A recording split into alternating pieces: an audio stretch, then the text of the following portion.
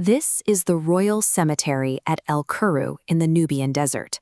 It is a landscape defined by isolation and the weathered remains of an empire that once rivaled the power of the pharaohs.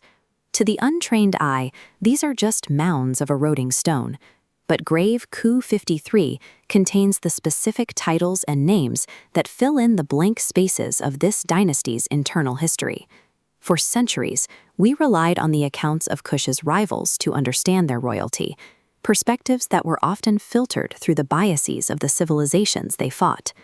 This stela, belonging to Queen Tabiry and dated before 716 BC, provides a direct record from the Kushites themselves, written in their own time and on their own terms. It functions as a formal identification of her rank, a religious appeal for her journey after death, and a permanent record of the lineage that justified her power.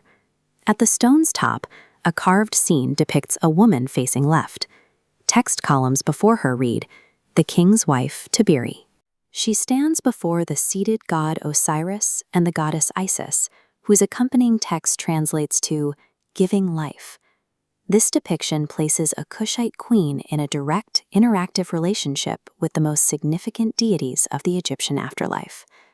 By utilizing this specific iconography, Tabiry's monument uses the established mechanics of Egyptian religion to claim high status within the divine order of the dead. Below is the main text block of 9 horizontal lines, read right to left. The first 2 lines request Osiris to provide Tabiry with bread, beer, incense, and myrrh.